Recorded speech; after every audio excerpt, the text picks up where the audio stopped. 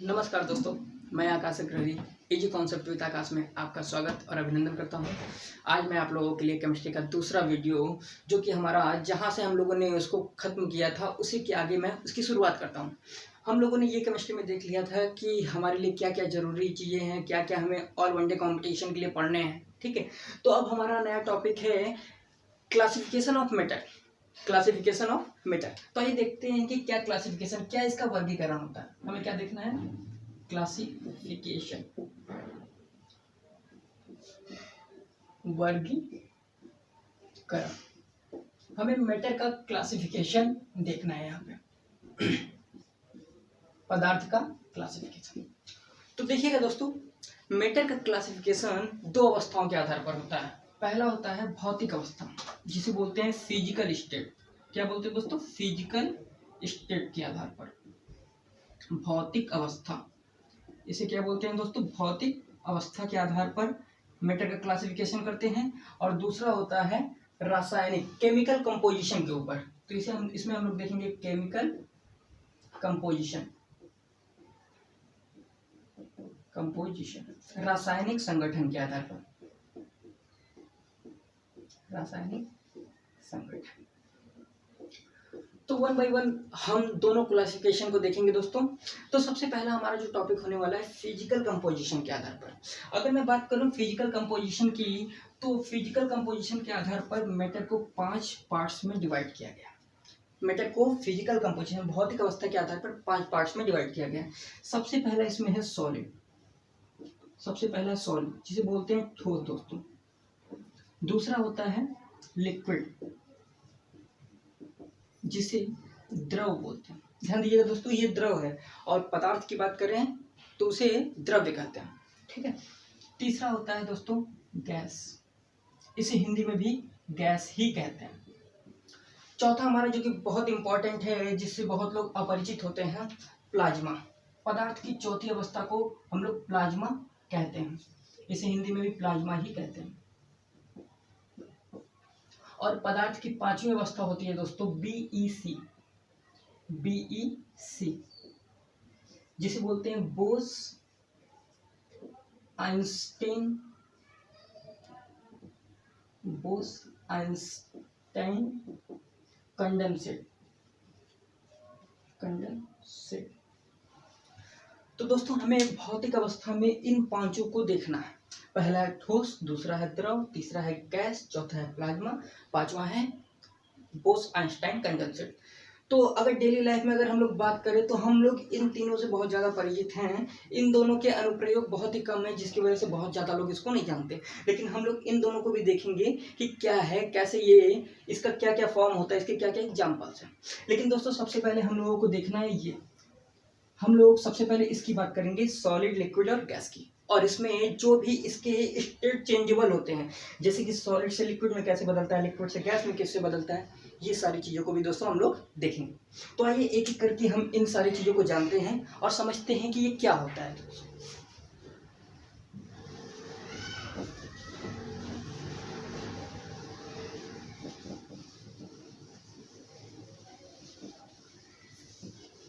दोस्तों solid, liquid और gas, इन तीनों को समझने से पहले हमें ये समझना पड़ेगा मैटर।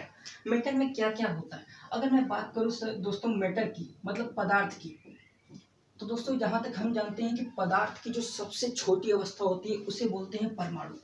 पदार्थ की सबसे छोटी अवस्था को हम लोग क्या नाम देते हैं दोस्तों?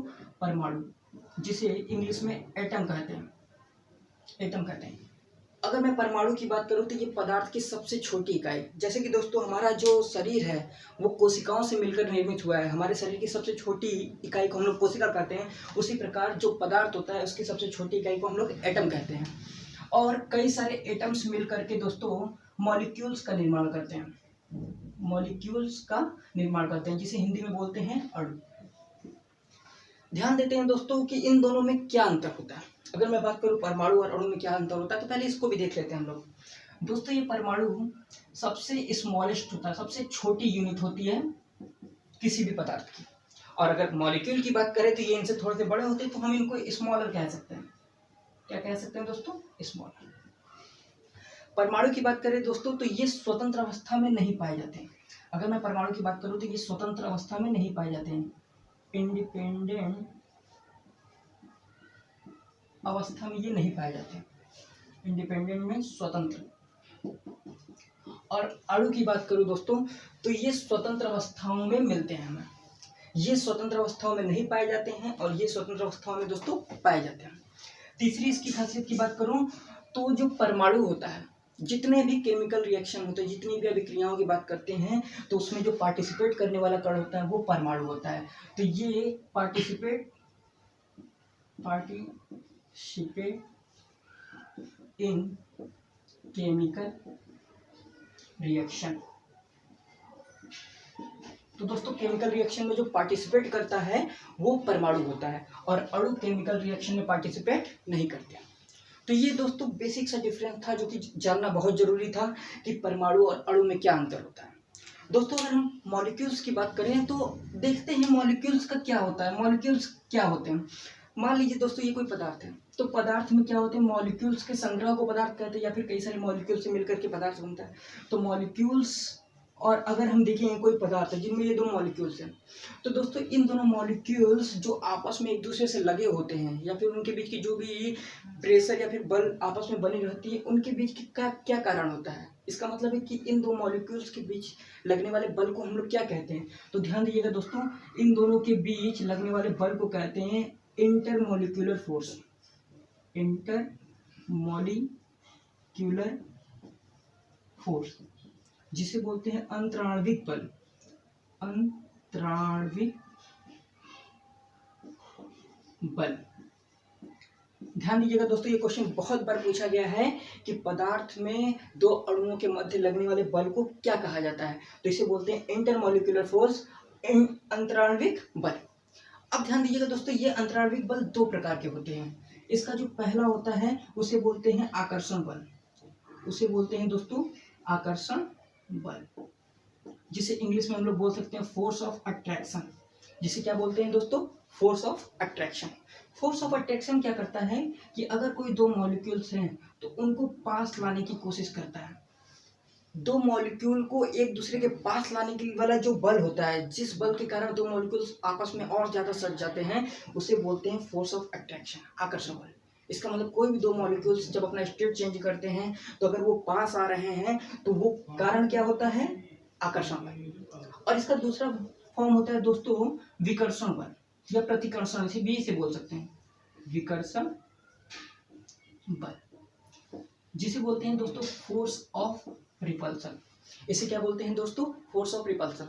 तो जब भी कोई पदार्थ का हम लोग स्टेट चेंज करते हैं दोस्तों, यहाँ पे फोर्स ऑफ रिपल्सन क्या करता है कि दो मॉलिक्यूल्स के बीच दूरियों को बढ़ाता है, क्योंकि ये एक दूसरे को दूर भेजते हैं। अगर दो मॉलिक्यूल्स पास पास हैं तो इनका जो फोर्स ऑफ रिपल्सन करता है एक दूसरे से विपरीत दिशा में लगता है, तो ये मॉलिक्यूल दोनों एक दूसरे को विपरीत दिशाओं में ढकेलते हैं, जिसके कारण उनके मॉलिक्यूल्स के बीच में डिस्टेंसेस बढ़ जाते हैं दोस्तों। तो ये दोस्तों मैटर के बारे में कुछ बेसिक सी चीज़ें थी, बिना इसके हम लोग सॉलिड लिक्विड गैस को नहीं पढ़ सकते थे। आई थिंक दोस्तों ये सब आप लोगों को क्लियर हो गया होगा। आइए हम लोग देखते हैं अब सॉलिड लिक्विड गैस क्या क्या होता है, इसकी क्या क्या प्रॉपर्टीज होती हैं। इन सारी चीज़ों को दोस्तों हम लोग एक एक करके देखेंगे।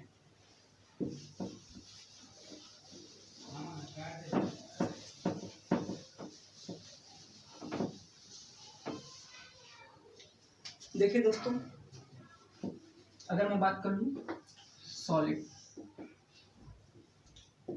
लिक्विड और गैस, तो दोस्तों इन सारे के बीच में कुछ प्रॉपर्टीज होती है। सबसे पहला जो सॉलिड की प्रॉपर्टी होती है, इसमें जो फोर्स ऑफ अट्रैक्शन होता है, आकर्षण बल होता है, वो बहुत ज़्यादा होता है फोर्स ऑफ रिपल्सन की तुलना में। इसका मतलब है कि दो मॉलिक्यूल के बीच में जो आकर्षण बल होता है वो बहुत ज़्यादा होता है फोर्स ऑफ रिपल्सन की तुलना में। और जहाँ तक लिक्विड की बात करें, इसमें ज़्यादा तो होता है लेकिन बहुत ज़्यादा नहीं होता है। तो इसमें फोर्स ऑफ अट्रैक्शन ज़्यादा होता है, मतलब आकर्षण बल ज़्यादा होता है लेकिन बहुत ज़्यादा ना होता है। इस वजह से फोर्स ऑफ अट्रैक्शन ग्रेटर होता है रिपल्सन से, मतलब इसमें बहुत ज़्यादा नहीं होता। और गैस की बात करें दोस्तों, तो यहाँ पे फोर्स ऑफ अट्रैक्शन जो होता है वो बहुत कम होता है फोर्स ऑफ रिपल्सन से। इसका मतलब कि यहाँ पे हावी कौन हो गया, विकर्षण बल, जिसके कारण इसके मॉलिक्यूल्स काफ़ी दूर दूर रहते हैं। बात करें दोस्तों इस बल के कारण क्या होता है कि अगर मैं एक ठोस पार्टिकल ले लूँ, तो इनमें जो मॉलिक्यूल्स का संगठन होता है कुछ इस प्रकार होता है।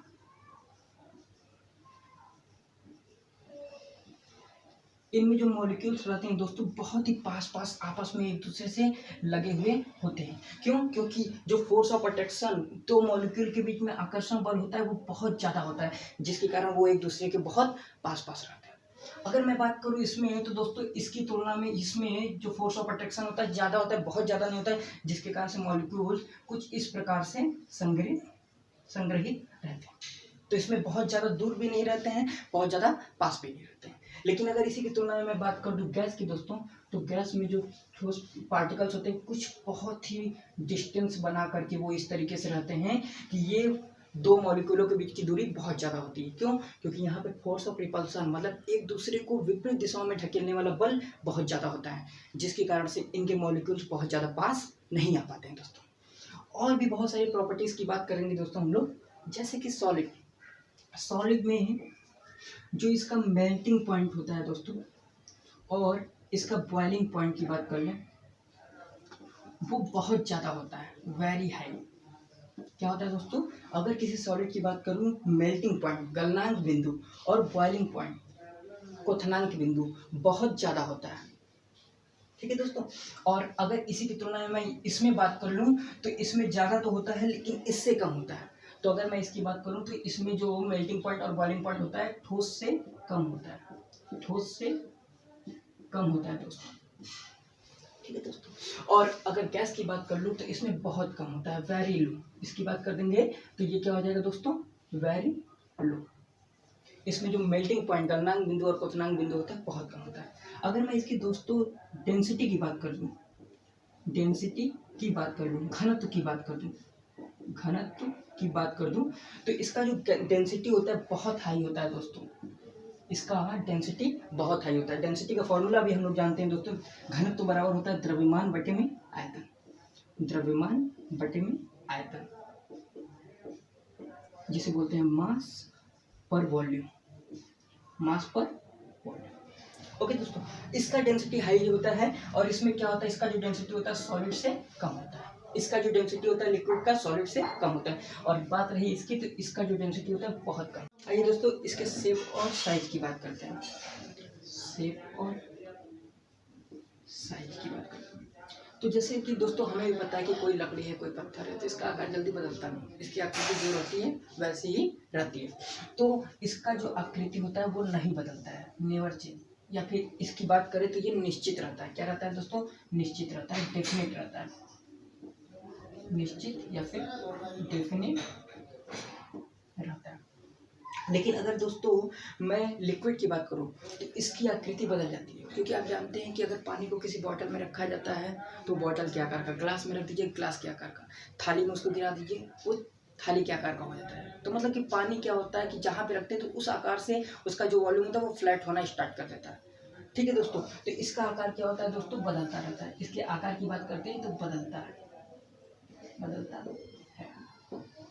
या फिर बोले इसको दोस्तों अनिश्चित रहता है। ये क्या है? अनिश्चित है दोस्तों, अनिश्चित। दोस्तों इसके वॉल्यूम की बात करते हैं हम, सॉरी हाँ, गैस की बात करूं तो जहाँ तक कि दोस्तों आपको पता है गैस का भी आकार क्या होता है? अनिश्चित ही होता है। तो गैस की अगर मैं आकार की बात करूं दोस्तों तो ये भी क्या होता है? अनिश्चित। गैस का आकार भी क्या होता है दोस्तों? अनिश्चित रहता है। इसको भी इंडेफिनिट बोल सकते हैं।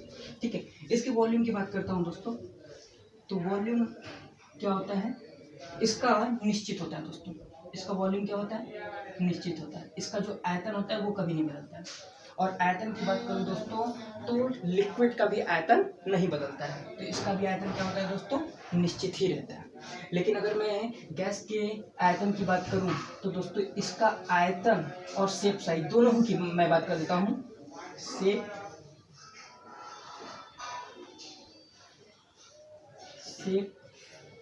और आयतन या फिर वॉल्यूम, ये दोनों ही दोस्तों क्या रहता है? इनडेफिनिट रहता है, इनडेफिनिट रहता है। मतलब कि ये दोनों ही दोस्तों क्या होते हैं? अनिश्चित होते हैं। क्योंकि हमें जहाँ तक गैस का पता है दोस्तों कि गैस के मॉलिक्यूल बहुत दूर दूर रहते हैं, तो उसको अगर कमरे में रख दे तो वो कमरे में पूरा फैल जाता है। ठीक है। तो इसका आयतन और आकार दोनों ही क्या होता है दोस्तों, अनिश्चित रहता है। तो अगर मैं फिर से एक बार बता दूं कि ठोस में आयतन और आकार निश्चित होते हैं, लिक्विड में आयतन निश्चित होता है दोस्तों, आकार अनिश्चित होता है, और गैस में आयतन और आकार दोनों निश्चित रहते हैं। तो ये दोस्तों ये कुछ बेसिक प्रॉपर्टीज है जो कि हमें जानना बहुत जरूरी था। बिना ये सब क्वेश्चन कभी कभी पूछ लेता है कि किसकी मेल्टिंग पॉइंट ज़्यादा होती है, किसकी कम होती है। तो दोस्तों अगर मैं इसी मेल्टिंग पॉइंट से बात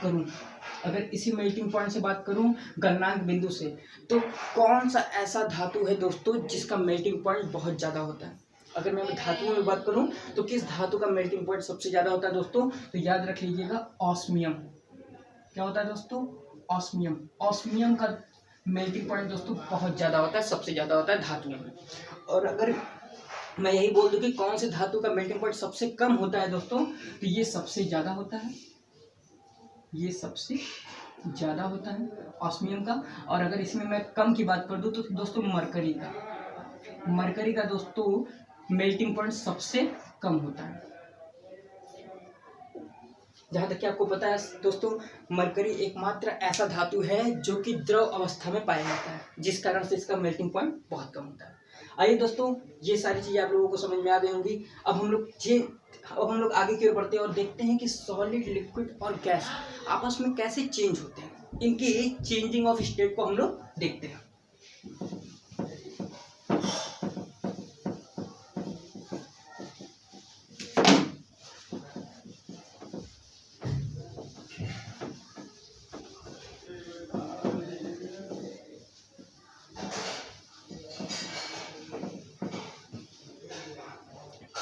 इसको देख लेते हैं दोस्तों।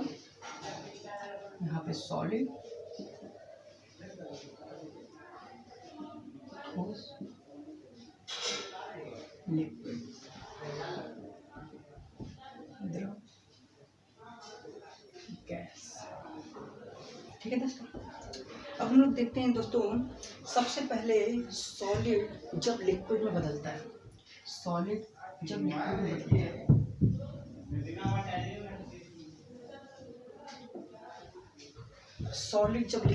है, दोस्तों, तो उस क्रिया को बोलते हैं मेल्टिंग। क्या बोलते हैं दोस्तों, मेल्टिंग, जिसे हिंदी में बोलते हैं दोस्तों गलनीकरण।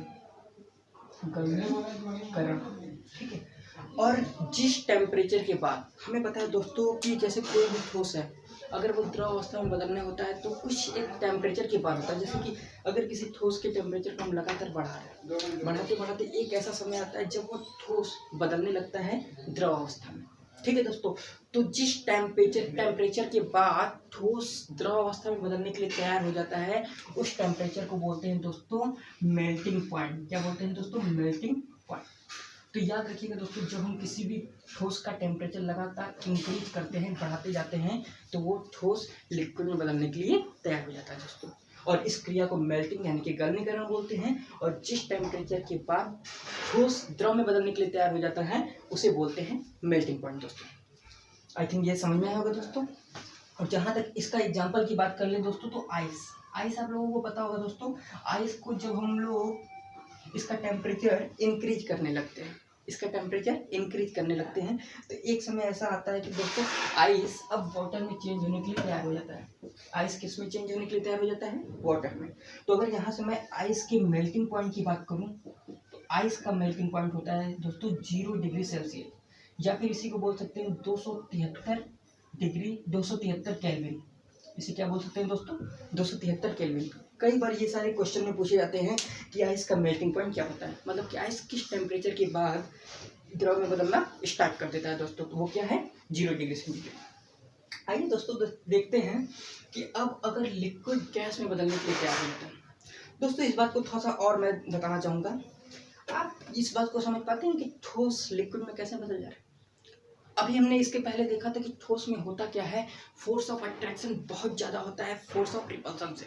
ठीक है, तो टेम्परेचर बढ़ने से ऐसा क्या हो जाता है, क्या फोर्स ऑफ अट्रैक्शन खत्म हो जाता है कि वो लिक्विड में बदल जाता है। तो आइए इस प्रक्रिया को 2 मिनट के कॉन्सेप्ट से हम लोग समझते हैं दोस्तों कि क्या होता है आखिर में।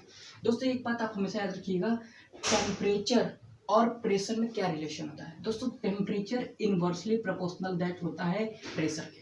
इसका मतलब होता है जब किसी भी चीज़ का हम तापमान बढ़ाएंगे, ध्यान दीजिएगा दोस्तों, अगर हम किसी भी चीज़ का तापमान बढ़ाएंगे तो उसका जो प्रेशर होता है वो कम होने लगता है दोस्तों।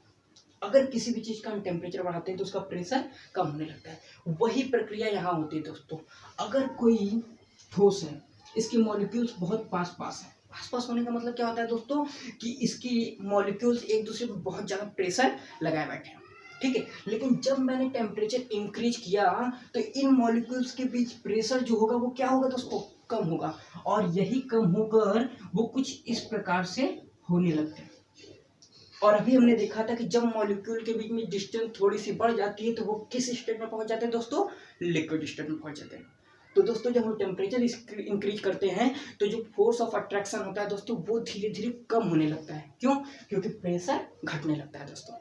तो आई थिंक ये भी आप लोगों को समझ में आया होगा। और हम आगे की ओर बढ़ते हैं दोस्तों। अब देखिए दोस्तों, अगर कोई लिक्विड गैस में बदलता है, कोई लिक्विड गैस में बदलता है दोस्तों, तो इसे बोलते हैं, इस प्रक्रिया को, ये भी कब होता है, जब हम टेम्परेचर क्या करें, इंक्रीज करते हैं। अब हम लिक्विड का टेम्परेचर और इंक्रीज करने लगेंगे तो दोस्तों क्या होगा, वो गैस में बदलने लगेगा। और इस प्रक्रिया को बोलते हैं बॉयलिंग। क्या बोलते हैं दोस्तों, बॉयलिंग। इसे हिंदी में बोलते हैं क्वथनीकरण, क्वथनीकरण। और जिस टेम्परेचर के बाद ये लिक्विड गैस में बदलने लगता है दोस्तों, उसे बोलते हैं बॉइलिंग पॉइंट। क्या बोलते हैं दोस्तों, बॉइलिंग पॉइंट बोलते हैं। अब देखिए दोस्तों, इसके आगे का भी प्रोसेस क्या है। अब मान लीजिए ठोस लिक्विड में बदल चुका है। अब मैंने क्या किया, टेम्परेचर को और बढ़ाया। टेम्परेचर और बढ़ाएंगे तो प्रेशर और कम होगा। इसका मतलब ये जो पार्टिकल्स के बीच में फोर्स ऑफ अट्रैक्शन है वो और कम होगा। और कम होने का मतलब क्या होता है दोस्तों कि अब क्या हो गया है, हो सकता है फोर्स ऑफ रिपल्सन हावी हो जाए, उससे फोर्स ऑफ अट्रैक्शन से ज़्यादा हो जाए। और जब ऐसा होता है दोस्तों तो यही पदार्थ के अंदर मॉलिक्यूल का जो अरेंजमेंट हो जाता है कुछ इस प्रकार हो जाता है। क्यों होता है दोस्तों, क्योंकि अगर हम टेम्परेचर लगातार और बढ़ा रहे हैं तो प्रेशर और घटने लगता है दोस्तों। और प्रेशर क्या करता है कि फोर्स ऑफ अट्रैक्शन को कम कर देता है दोस्तों, किससे, फोर्स ऑफ रिपल्सन से। ध्यान दीजिएगा दोस्तों इस बात को, बहुत ही बेहतरीन कॉन्सेप्ट है ये।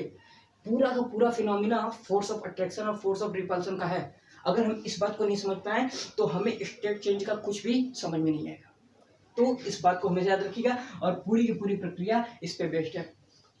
तो आइए दोस्तों देखते हैं कि क्या कुछ इससे इनवर्स प्रोसेस भी होता है। मतलब कि अगर आप बोल रहे हैं सर कि टेम्परेचर इंक्रीज कर रहे हैं तो वो लिक्विड बन जा रहा है, तो अगर मैं इसका टेम्परेचर कम करूं, इसका टेम्परेचर कम करते हैं हम, अगर मैं इसका टेम्परेचर कम करूंगा तो आप कहेंगे सर अभी आप बताए हैं कि टेम्परेचर और प्रेशर में अपोजिट केस होता है। मतलब टेम्परेचर बढ़ा रहे हैं तो प्रेशर घट रहा है, और अब टेम्परेचर आप घटा रहे हैं। ध्यान दीजिएगा दोस्तों इस बात को। अब टेम्परेचर अगर आप घटा रहे हैं तो प्रेशर में क्या होगा, प्रेशर बढ़ने लगेगा।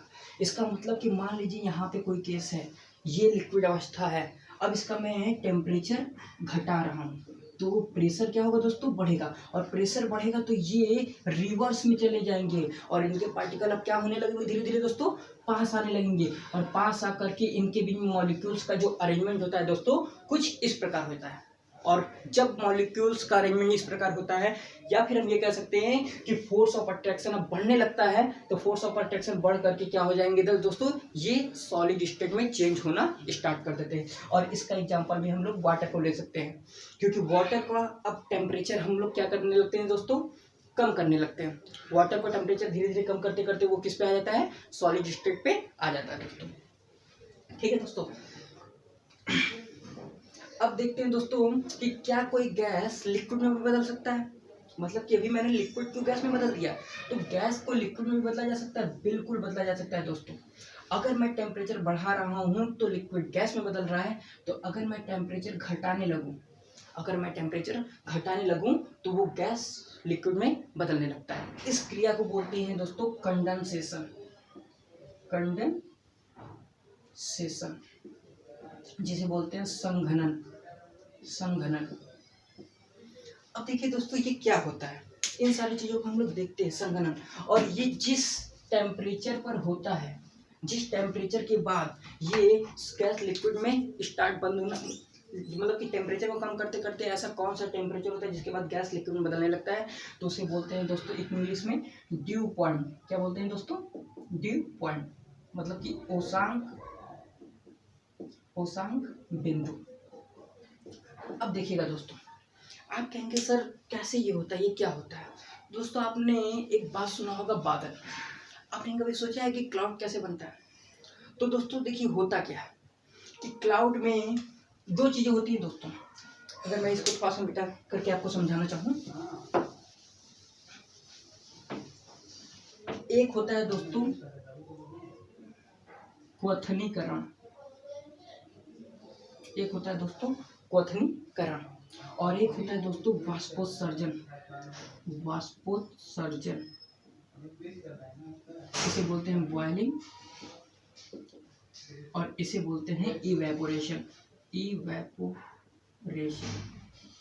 तो ध्यान दीजिएगा दोस्तों, इन दोनों में क्या अंतर होता है, कभी कभी हम लोग कंफ्यूज हो जाते हैं। तो देखिएगा दोस्तों, जो बॉयलिंग होती है सिर्फ और सिर्फ लिक्विड का होता है, किसी भी द्रव पदार्थ का ही बॉयलिंग होता है।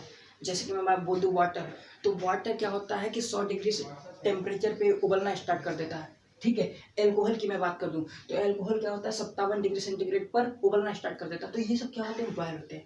लेकिन इवेपोरेशन क्या होता है दोस्तों, तो याद रखिएगा, इवेपोरेशन सॉलिड का भी हो सकता है और लिक्विड का भी हो सकता है, सॉलिड और लिक्विड का भी। ये जो होता है वो पर्टिकुलर किसी एक पर्टिकुलर टेम्परेचर पे होता है, एट पर्टिकुलर टेम्परेचर। लेकिन ये किसी भी टेम्परेचर पर हो सकता है दोस्तों। आप कहेंगे सर आप सिर्फ बताते जा रहे हैं, कुछ समझाने नहीं, ये कैसे हम मान लें। तो दोस्तों आप लोगों ने देखा होगा कि कभी कभी हम लोग बर्फीले एरिया में जाते हैं, तो बर्फीले एरियाओं में क्या होते हैं कि बर्फों में से भाप निकलते रहते हैं। तो क्या दोस्तों वहाँ पे कोई पर्टिकुलर मतलब कि कुछ टेम्परेचर होता है कि जैसे 100 डिग्री 101 डिग्री, मतलब क्या वहाँ पे बहुत गर्मी होती है कि वो वहाँ से जो ठोस है वो द्रव वो गैस में बदलना स्टार्ट हो गया? ऐसा नहीं होता है दोस्तों। वहाँ पे जो क्रिया होती है इवेपोरेशन होती है। जैसे कि समुद्र के पानी के ऊपर, समुद्र को हम लोग देखते हैं कहीं कहीं से भाप उड़ने लगते हैं, तो वो इवेपोरेट होकर के ऊपर जाने लगते हैं।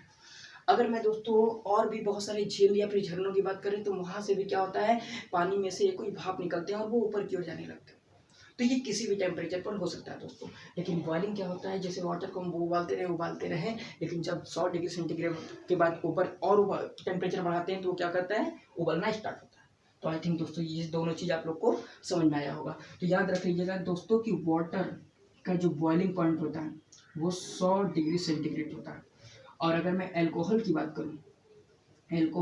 करूँ तो उसका होता है 57 डिग्री सेंटीग्रेड बॉइलिंग पॉइंट, उबलने की प्रक्रिया, ठीक है दोस्तों। तो आइए हम लोग इसको आगे बढ़ाते हैं दोस्तों। और इसमें थोड़ा सा क्लाउड का कॉन्सेप्ट है दोस्तों। क्लाउड अभी मैंने बोला था कि बादल क्या होता है, तो आप लोग अगर देखेंगे या फिर हम दूर से देखते तो हमें क्या लगता है कि ऊपर जो बादल है वो गैसियस स्टेट में है, या फिर हम बोल सकते हैं कि वाष्प के रूप में है, ठीक है दोस्तों। लेकिन ऐसा नहीं होता है दोस्तों। होता क्या है दोस्तों, इस बात को समझते हैं। जब इवेपोरेशन की प्रक्रिया में भाप बनकर के ये ऊपर जाता है, तो होता क्या है कि ऊपर जाने के बाद उनका जो टेम्परेचर होता है घट जाता है। उनका टेम्परेचर क्या हो जाता है दोस्तों, घट जाता है। टेम्परेचर घटने के वजह से ये जो भाप होते हैं, या फिर इस वाष्प की बात कर लें ये वाष्प की बात कर लें, टेम्परेचर कम होने की वजह से वो द्रव में बदल जाते हैं। वो किस में बदल जाते हैं दोस्तों, द्रव में या फिर लिक्विड ड्रॉप्स में बदल जाते हैं दोस्तों। मतलब कि जब यहाँ पे इवेपोरेशन की प्रक्रिया होती है और वो ऊपर पहुँचते हैं, तो ऊपर टेम्परेचर कम होने की वजह से वो लिक्विड ड्रॉप्स बना लेते हैं। और ये लिक्विड ड्रॉप्स नीचे इस वजह से नहीं गिर पाते हैं क्योंकि वायुमंडल ऊपर की ओर एक प्रेशर लगाता है, वायुमंडल का एक प्रेशर बना होता है। तो ये क्या होता है कि ये लिक्विड ड्रॉप्स तैरने लगते हैं, इकट्ठा होकर के क्या होते हैं, तैरने लगते हैं। और तैरते तैरते वो जहाँ पर देखते हैं कि टेम्परेचर अब कम हुआ, टेम्परेचर मतलब प्रेशर जहाँ कम होता है, तो वहाँ पे ये लोग वर्षा कराते हैं। तो जो बादल चलते रहते हैं दोस्तों, वो लिक्विड ड्रॉप्स के फॉर्म में चलते रहते हैं दोस्तों। इस बात को याद रखिएगा।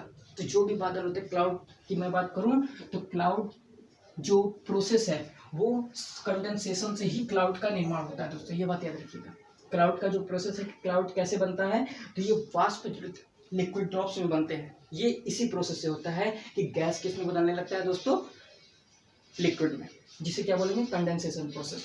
ठीक है दोस्तों, आई थिंक ये बात भी आप लोगों को समझ में आई होगी। आइए दोस्तों हम लोग अपना तीसरा स्टेप चेंजिंग देखते हैं, ये जो कि बहुत ही इम्पोर्टेंट है दोस्तों। कि मैं बोलूँ कि गैस सॉलिड में बदल रहा है या फिर सॉलिड गैस में बदल रहा है, तो ये क्या होता है? तो ध्यान दीजिएगा दोस्तों, जैसे कुछ लोग बोलते हैं कि सर यहाँ से लिक्विड बना है, फिर लिक्विड से गैस बना है, तो क्या सर कोई ऐसा प्रोसेस नहीं है तो डायरेक्ट सॉलिड को मैं गैस बना लूँ? अगर कभी कभी होता है कि भैया मुझे सॉलिड से गैस बनाना है, तो कुछ लोग बोलते हैं टेम्परेचर बढ़ाते जाओ लिक्विड आ जाए, फिर लिक्विड से टेम्परेचर और बढ़ाओ गैस बन जाए। तो मुझे कोई ऐसा प्रोसेस बताइए जो सॉलिड डायरेक्ट किसमें बदल जाए, गैस में। तो ये देखते हैं, ये भी एक तरीका होता है जिसे बोलते हैं सब्लिमेशन। क्या बोलते हैं दोस्तों? सब्लिमेशन। ऊर्ध्वपातन बोलते हैं दोस्तों इसे, ऊर्ध्वपातन। ठीक है दोस्तों, और ये जो सब्लिमेशन होता है किसका होता है दोस्तों? सब्लिमेट मटेरियल का होता है, सब्लिमेट मटेरियल का होता है। ठीक है दोस्तों, अब क्या होता है सॉलिड का जब हम टेम्परेचर लगातार बढ़ाते रहते हैं, टेम्परेचर क्या करते रहते हैं? इंक्रीज करते रहते हैं, तो एक ऐसा समय आता है कि सॉलिड अब गैस में बदलना स्टार्ट हो जाता है। तो ये सब्लिमेट मटेरियल होते कैसे हैं दोस्तों? कि जो सॉलिड से गैस में और गैस से सॉलिड में बदले जा सकते हैं, उन्हें बोलते हैं सब्लिमेट मटेरियल। तो ऐसे पदार्थ जो कि सॉलिड से गैस और गैस से सॉलिड में बदल सकते हैं, उसे क्या बोलते हैं दोस्तों? Sublimate material. तो आप कहेंगे सर ऐसा कोई एग्जांपल भी तो बताइए कि ऐसा पॉसिबल है, आप तो सिर्फ बोल दिए, हम कैसे मानें? तो देखते हैं दोस्तों, इसके बहुत सारे एग्जांपल हैं, जो कि सबसे पहला एग्जांपल है कैम्फर का। आप लोग देखे होंगे कैम्फर को, जिसे हिंदी में बोलते हैं कपूर। क्या बोलते हैं दोस्तों? कपूर। इसका अगर केमिकल फॉर्मूले की मैं बात करूं दोस्तों, तो C10H16O, ये इसका केमिकल फॉर्मूला होता है, जो कि बहुत इंपॉर्टेंट है दोस्तों। तो जब हम कपूर को जलाते हैं दोस्तों, तो देखते हैं कि कपूर जलने पे द्रव में नहीं बदलता, वो लिक्विड फॉर्म नहीं चेंज करता, वो डायरेक्ट क्या होता है? वाष्प बन करके उड़ने लगता है। और एक समय अगर उसको मैं पूरा जलाता रहूँ तो वो पूरी तरीके से खत्म हो जाता है। कभी कभी कुछ लोग बोलते हैं कि सर कपूर का कुछ हिस्सा बच रहा है, तो वो बचता नहीं। ठीक है, अगर वो बच रहा है तो कपूर में कुछ न कुछ अशुद्धता या फिर इम्प्योरिटीज मिली हुई है। ठीक है दोस्तों, इसका दूसरा फॉर्मूला होता है दोस्तों अमोनियम क्लोराइड, NH4Cl। इसे बोलते हैं अमोनियम क्लोराइड। ठीक है दोस्तों, ये भी क्या होता है दोस्तों? डायरेक्ट सॉलिड से लिक्विड में बदला जा सकता है। तीसरा इसका एग्जांपल होता है दोस्तों ड्राई आइस। ड्राई आइस, इसी को बोलते हैं ठोस कार्बन डाइऑक्साइड, ठोस कार्बन डाइऑक्साइड। ठीक है, तो दोस्तों ठोस कार्बन डाइऑक्साइड में भी यही होता है कि जब ठोस कार्बन डाइऑक्साइड में टेम्परेचर हम बढ़ाने लगते हैं, तो वो डायरेक्ट क्या होता है? गैसेस स्टेट में चेंज हो जाता है। इसका एग्जांपल दोस्तों आप लोगों ने फ्रिज में ऊपर जो फ्रीजर लगा होता है, जहाँ पे हम लोग बर्फ जमाते हैं, उसमें देखा होता है कि उस फ्रीजर में सॉलिड पार्टिकल मतलब ठोस कार्बन डाइऑक्साइड रखा होता है, जिस वजह से जब हम उसको खोलते हैं तो डायरेक्ट वहाँ से भाप बन करके काफ़ी भाप निकलता है। तो वो क्या होता है कि वो ठोस लिक्विड में न बदल के डायरेक्ट ही गैस में बदल जाता है। वो उसका एग्जाम्पल है दोस्तों। ठीक है, और इसका चौथा है नेफ्थेलिन की गोलियाँ। नेफ्थेलिन, जिसे दोस्तों ओडोनिल भी बोलते हैं, ओडोनिल भी बोलते हैं। और इसका अगर केमिकल फॉर्मूले की बात करूं दोस्तों, तो ये होता है C10H8। तो ये सारे ऐसे पदार्थ हैं जो कि सॉलिड से गैस और गैस से सॉलिड में बदले जा सकते हैं। तो आप कहेंगे सर सॉलिड से गैस में बदलना तो आप बता दिए, क्या गैस से सॉलिड में भी होते हैं? बिल्कुल होते हैं। यही सब मटेरियल्स में क्या होता है दोस्तों कि अगर सॉलिड पार्टिकल गैस में बदल गया है, तो उस गैस को अगर हम कहीं कलेक्ट करके उसका टेम्परेचर अब लो करना स्टार्ट करते हैं, यहाँ टेम्परेचर बढ़ रहा था, यहाँ पे अगर हम टेम्परेचर लो करने लगे दोस्तों तो उनसे वापस वो मटेरियल प्राप्त किया जा सकता है। और गैस से जब सॉलिड में कोई चीज़ बदलता है दोस्तों, तो उसे बोलते हैं डिपोजिशन। क्या बोलते हैं दोस्तों? डिपोजिशन। इसको इंग्लिश में बोलते हैं विघटन। क्या बोलते हैं दोस्तों? विघटन। तो ये इस प्रक्रिया के द्वारा होता है। तो आई थिंक दोस्तों ये सारी चीज़ें आपको समझ में आई होंगी। मैंने जितना भी स्टेट चेंजिंग चीज़ें बताई हैं वो भी आप लोगों को समझ में आई होगी। यहाँ पे दोस्तों मैंने बताया था कि जब कोई आइस को टेम्परेचर बढ़ाते तो वो वाटर में बदलता है, और इसका टेम्परेचर घटाते हैं तो क्या बदलता है? वो वापस इसमें आ जाता है। इस वाटर की बात करूँ दोस्तों, तो ये वाटर बहुत इंपॉर्टेंट होता है। वाटर की बहुत खासियत होती है दोस्तों।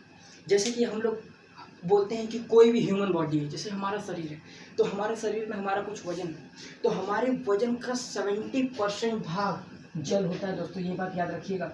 जैसे कि अगर मैं बोलूँ कि हमारे वजन का कितना प्रतिशत भाग ठोस पार्टिकल होते हैं, कितना लिक्विड, तो उसमें 70% भाग दोस्तों सॉलिड होता है।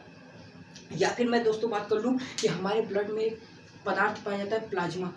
उस प्लाज्मा में भी दोस्तों 90 to 92% पदार्थ जल का होता है दोस्तों। अगर मैं जल की और बात करूँ तो जल फोटोसिंथेसिस की क्रियाओं में भी हेल्प करता है।